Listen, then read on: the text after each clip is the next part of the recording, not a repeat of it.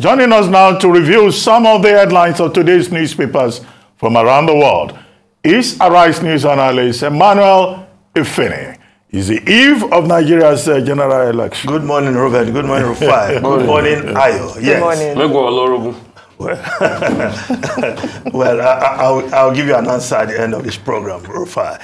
Now, tomorrow is E-Day, Election Day in Nigeria, and the newspapers are reporting as such. Now, we'll start with these newspapers, Nigeria's newspaper of record, but we'll just start with the story above the masthead. Billionaire philanthropist Otedola donates engineering faculty to Augustine University, lays foundation stone for Block 2 and 3, pledges to support varsity to become #1 center of excellence in Africa. Yes, Femi Otedola, billionaire. These days, grabbing the headline, more for philanthropy than the billions he makes from his various investments. Of course, chairman of Geregu Power, as well as the biggest shareholder as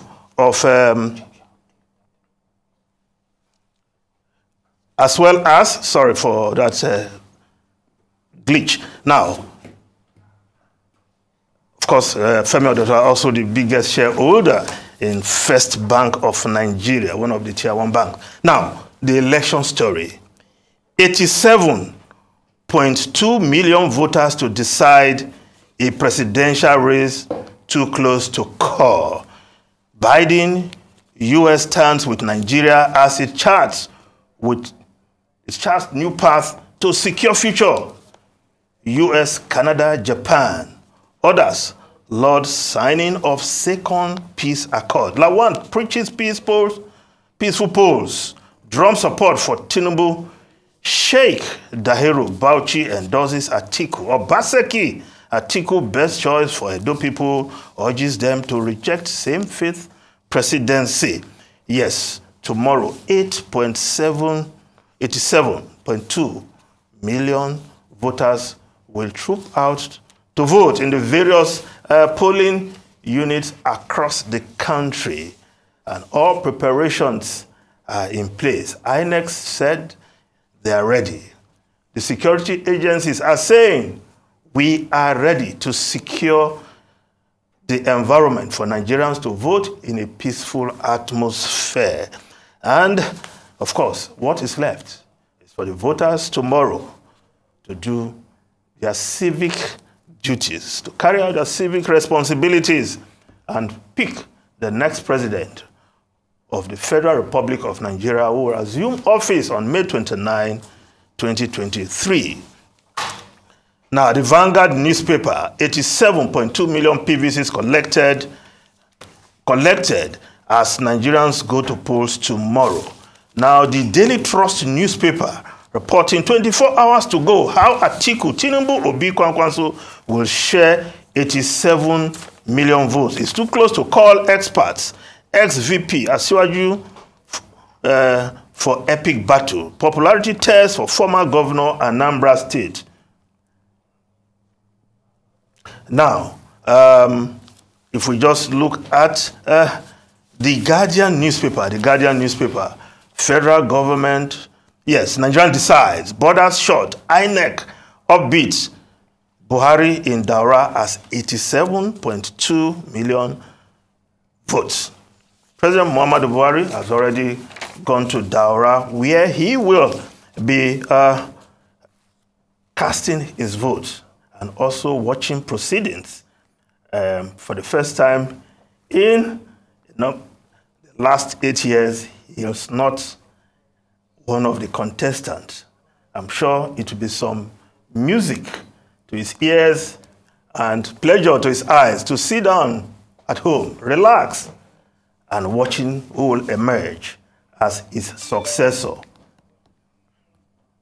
Now, if we just look at the Nigerian Tribune newspaper quickly, yes, 87,209,007 PVCs collected, INEC is saying. But the photograph on Yes, Lagos takes highest PVCs. Northwest remains regional lead on collected PVCs, 6,259,229. Of course, those uncollected PVCs, I'm sure those that were picked in the bush of Anambra will also be regarded as uncollected.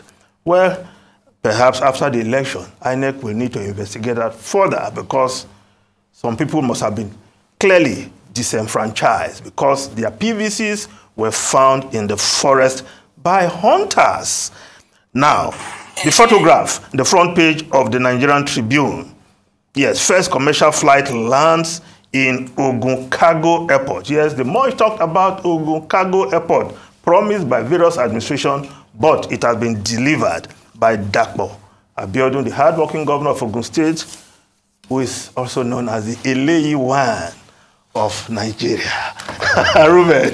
That's not an official title. No, it's not an official. So don't promote. Don't promote. No, but don't look, do that. Even the governor has since taken that as one of those. He has not. He has not. Please, he has not. That's not an official. No, it's not an official title. Governor of Ogun. He's no, he's the executive governor of Ogun State, who is doing very well. So that's what. And a prince. Don't call our governor Eleyi, please. Don't call our governor Eleyi. No, okay, yes, but he's hardworking and he's delivered on the cargo project. So that is that. Now, if we look at these day reports, which we have, the lead story there, of course, in that story, it talked about how the people will vote on that day. If we just look at the first slide there, the first slide, yes, of course, according to these the findings, among those who vote based on religious sentiments, Obi will take up to 75% of Christian votes, while Atiku, Tinubu, and Kwankwanso will share the Muslim votes. If we look at the second slide, yes. But yesterday's endorsement, yes, by that cleric, Sheikh Dahiru Bauchi of Atiku Abubakar, yes, that influential Muslim cleric, could just make a difference for the former vice president, just as he will also benefit from voters who vote regionally, with northern voters going mainly for him. And of course, the last slide there, the last slide, yes. While Tinubu and Obi will share southern votes, yes, the road to the presidency for Tinubu remains with the southwest, northwest vote. Of course, northwest, where his party, the APC, has the control. Of course, the combo of southwest votes and northwest. How well Tinubu does in the northwest, combined with the stronghold, the southwest, will just be the ticket to Aso Villa. But he has to get Buhari's votes on his side, which is proving challenging. Of course, the Buhari votes of many years, the 11 to 12 million votes Buhari can get, whether he's contesting on APP, CPC, or APC, those are guaranteed votes. Can those votes be transferred to his party's flag bearer, Asiwaju Bola Tinubu? I think that is the question. Ruben Rufai and Ayo, if we still have some time. We don't seem to have much time. Just to note for everyone's attention that today is the first anniversary of Russia's bloody invasion of Ukraine. Yeah. And that has been condemned by everyone. Yesterday, the UN General Assembly voted. If you have 141, the Times of London there. 141 countries voted to London. Support the resolution. India and China, abstained, and 7 other countries, including Eritrea, Mali, and some other countries. North Korea, opposed it, 7 of them in all. But I think we've all agreed that the invasion of Ukraine, is a threat to global peace and the cause of democracy. But Zelensky was laying wreaths yesterday and boasting that, he's defending homeland. Anyway, we're told we've run out of time. Thank you very much, Emmanuel Efe.